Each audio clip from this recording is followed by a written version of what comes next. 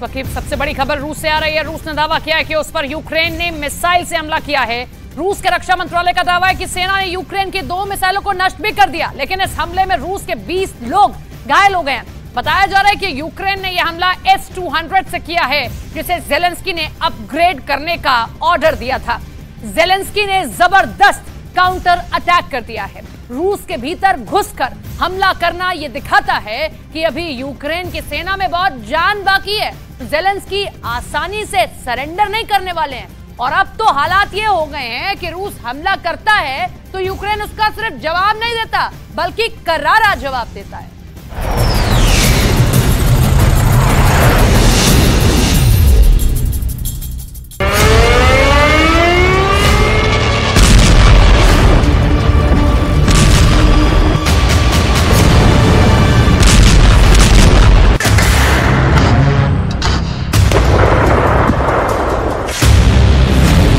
महायुद्ध में पहली बार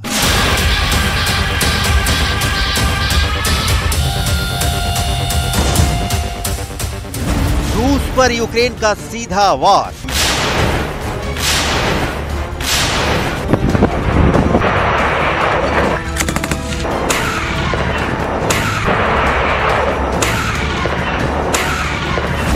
रूस पर यूक्रेन का मिसाइल हमला।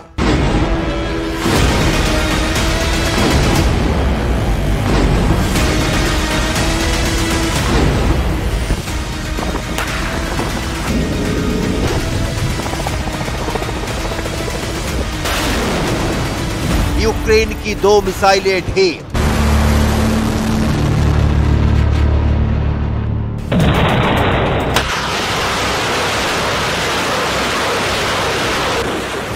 रूस के 20 लोग जख्मी।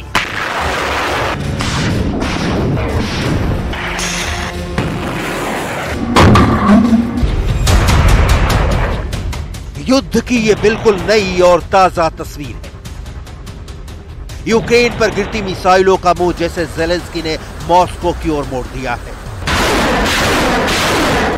सबसे पहले इस मात्र कुछ सेकंड के वीडियो को गौर से देखें, जो कहते हैं कि जेलेंस्की का काउंटर अटैक फेल हो गया है। जेलेंस्की की सेना रूस की सेना के सामने घुटने टेक रही है। उन्हें यह वीडियो बहुत ध्यान से देखना चाहिए,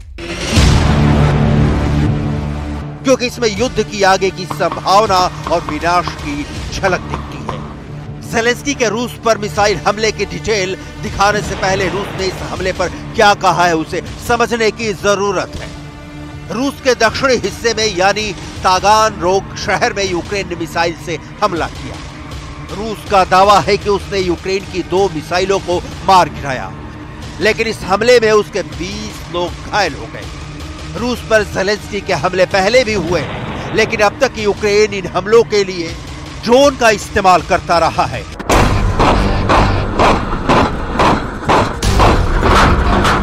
यह पहली बार है जब जेलेंस्की ने अपनी सेना को रूस पर मिसाइल गिराने का ऑर्डर दिया। जेलेंस्की की यह मिसाइल कैसी है इसकी डिटेल आपको आगे दिखाएंगे। उसके पहले रूस के राष्ट्रपति व्लादिमीर पुतिन का नया बयान सुनिए, जिसमें यूक्रेन के हमले के बाद पुतिन क्या करेंगे इसका अंदेशा दिखता है। Ликвидировали Саддама Хусейна. Они забыли, как они действовали в Ливии, без всякого решения Совета Безопасности ООН. Они забыли о том, что они разрушили ситуацию в Судане. Они забыли о том, что они вторглись в Сирию. Плевать они хотели на устав ООН. Они вспоминают о международном праве только тогда, когда считают, что эти инструменты можно использовать против кого-то. В данном случае против России. Ничего у них не получится. रूस में घुसकर हमला करने की रणनीति जेलेंस्की ने युद्ध के शुरुआती दौर में ही बनाई, लेकिन इस रणनीति को जमीन पर जेलेंस्की नहीं उतार पा रहे थे। इसका कारण रहा कि अमेरिका या नाटो ने यूक्रेन को रूस के भीतर घुसकर मार करने वाली लंबी दूरी की मिसाइलें कभी मुहैया नहीं कराई। बावजूद इसके कि जेलेंस्की ऐसी मिसाइलों की डिमांड लिस्ट वाशिंगटन बार बार भेजते रहे। अब सवाल उठता है कि जेलेंस्की ने फिर मिसाइलों से ताजा हमला रूस के भीतर घुसकर कैसे किया। इसका जवाब जानने के लिए उस मिसाइल की डिटेल जाननी होगी जो रूस पर कहर की तरह बरसी है और जिसने रूस के डिफेंस सिस्टम के सामने चैलेंज पैदा कर दिया है। जिस मिसाइल से यूक्रेन ने रूस पर हमला किया है उसका नाम है S-200।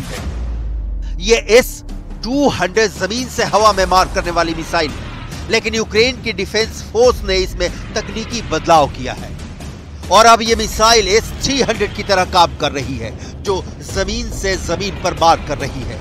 आशंका जताई जा रही है कि यूक्रेनी सशस्त्र बलों ने 2023 में ब्रांस्क ओब्लास्ट और क्राइमिया में रूसी ठिकानों पर हमला करने के लिए S-200 मिसाइलों का इस्तेमाल किया था।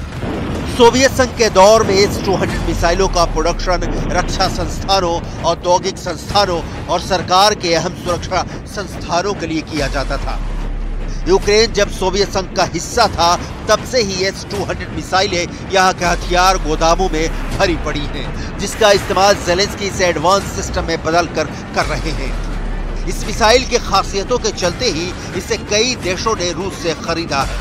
इस वक्त दुनिया के कई देशों में ये मिसाइलें तैनात हैं, जैसे Azerbaijan, Bulgaria, Iran, Kazakhstan, Libya, उत्तर Korea, Poland, Syria, Turkmenistan, Myanmar. इन देशों ने S-200 उसकी काबिलियत के चलते ही खरीदा।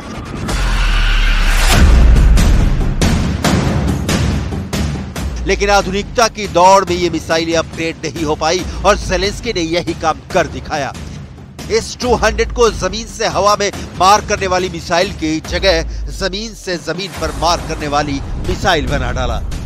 इन मिसाइलों की तैनाती ज़ेलेंस्की ने रूस के दक्षिणी बॉर्डर पर किया है, जहां से रूस के कई अहम शहर बहुत करीब हैं और उन्हें आसानी से निशाना बनाया जा सकता है। रूसी राष्ट्रपति व्लादिमीर पुतिन ने कहा कि रूस अब पक्के तौर पर कह सकता है कि यूक्रेन ने जवाबी हमले शुरू कर दिए हैं। हालांकि एक तरह से कई सप्ताह पहले ही हमले शुरू हो चुके हैं। यूक्रेन ऐसे अभियान चला रहा है जिन्हें सैन्य भाषा में श्रैपिंग ऑपरेशन कहा जाता है। मिसाइलों और तोपखानों के जरिए हो रहे इस हमले में फ्रंट लाइन के पीछे से यूक्रेन रूस के अहम हथियारों और सामान को नुकसान पहुंचा रहा है।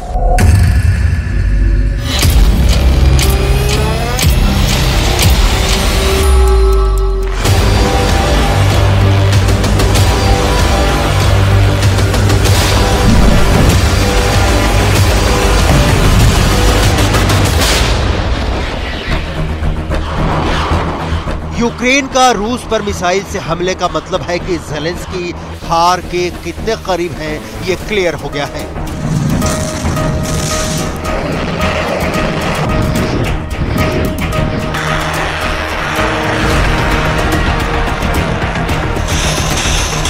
मतलब यूक्रेन अब भी इस स्थिति में है कि वो जंग लड़ सके, पुतिन को करारा जवाब दे सके। इसका उदाहरण है यूक्रेन के रूस पर ड्रोन हमले।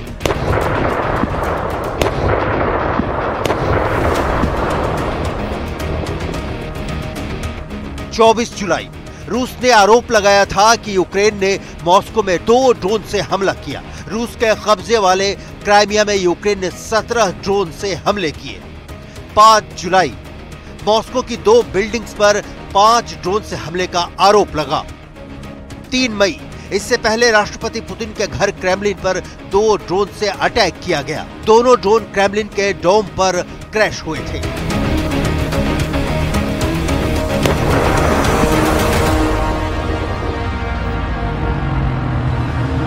यूक्रेन की ये ड्रोन हमले बस बानगी है कि ज़ेलेंस्की का जोश हाई है।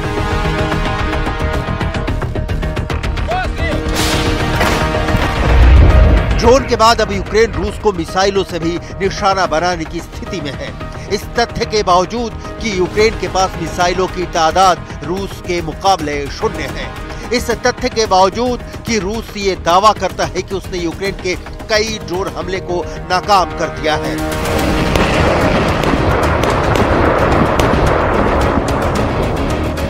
यहां तक कि ब्रिटेन से यूक्रेन को मिली ताकतवर स्टॉर्म शैडो मिसाइलें भी रूस के सामने नहीं टिक पा रही।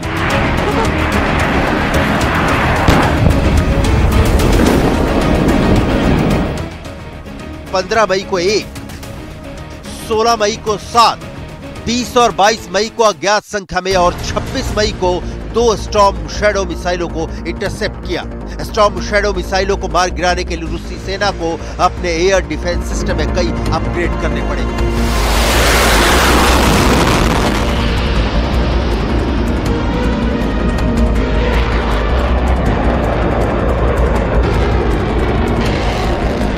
हालांकि रूस ने यह नहीं बताया कि इसके लिए उसने कौन से मिसाइल सिस्टम का इस्तेमाल किया। रूस इस समय यूक्रेन में S-400 से लेकर कई दूसरे सिस्टम का इस्तेमाल कर रहा है। यहाँ यह समझना बहुत जरूरी है कि स्टॉर्म शैडो मिसाइलें शक्तिशाली होने के बावजूद रूस का निशाना क्यों बन रही हैं। स्टॉर्म शैडो के बारे में यह आपको जरूर जानना चाहिए।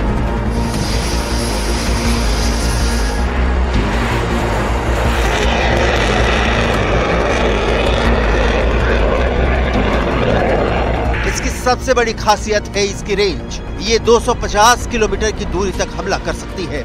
इस मिसाइल का वजन 1300 किलोग्राम है। खास बात यह है कि किसी भी तरह के मौसम में दिन और रात हमला करने में सक्षम है। ये दुश्मनों को एयरबेस, रडार इंस्टॉलेशन और कम्युनिकेशन को बुरी तरह से तबाह कर सकती है। स्टॉर्म शैडो मिसाइल में फायर और फॉरगेट तकनीक का इस्तेमाल किया जाता है। मिसाइल को लॉन्च होने के बाद ये इंफ्रारेड की मदद से दुश्मन के ठिकाने को टारगेट करती है।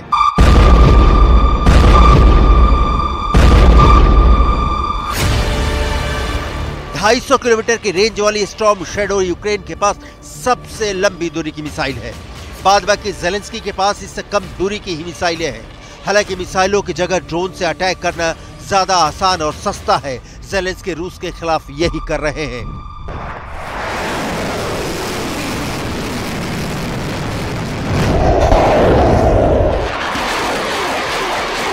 यहाँ यह बताना बहुत जरूरी है कि अमेरिका ने कई बार ये क्लियर किया है कि रूस पर किसी भी तरह के हमले को वो सपोर्ट नहीं करता। ये बात बहुत साफ है कि अमेरिका और नेटो दोनों ही रूस से सीधा युद्ध नहीं चाहते, लेकिन दूसरी ओर ये भी तथ्य है कि इस अमेरिका और नेटो की बदौलत ही ज़ेलेंस्की युद्ध में अब तक टिके हुए हैं। हालांकि कब तक टिके रहेंगे ये कहना मुश्किल है। दुनिया भर के डिफेंस एक्सपर्ट का मानना है कि ज़ेलेंस्की हमले 5 महीने से अधिक नहीं चल सकते हैं। इसके बाद बरसात होगी और जमीन दलदली हो जाएगी। ऐसी स्थिति में सैन्य वाहनों के लिए आगे बढ़ना मुश्किल हो जाएगा। अगर यूक्रेन की सेना रूस की रेखा को पार करके अज़ोव सागर तक पहुंचने में कामयाब हो गई तो फिर इसके पश्चिम की तरफ रूस के सैनिक कमजोर स्थिति में आ जाएंगे। वो फिर सिर्फ क्राइमिया से पहुंचने वाली रसद पर ही निर्भर हो जाएंगे।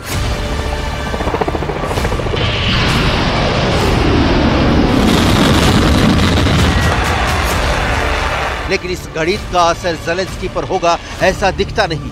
लेकिन फिलहाल तो काउंटर अटैक की कामयाबी को लेकर कहा जा रहा था कि फेल हो रहा है, तो रूस के शहर में गिरी यूक्रेन की मिसाइलों ने खेला बदल दिया है।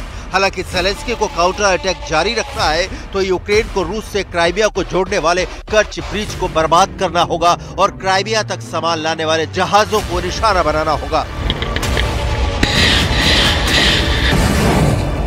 ज़ेलेंस्की की सेना के लिए काम आसान नहीं है, क्योंकि यूक्रेन की सेना रूस पर एक हमला करती है तो उसका बदला रूस की सेना 25 हमलों से ले रही है। अगर नेटो के दम पर खड़े ज़ेलेंस्की झुकने वाले नहीं तो पुतिन के पास भी ऐसा कोई कारण नहीं है कि वो जंग को रोक दे या अपने नुकसान के कारण युद्ध को कुछ दिनों के लिए स्थगित कर दे।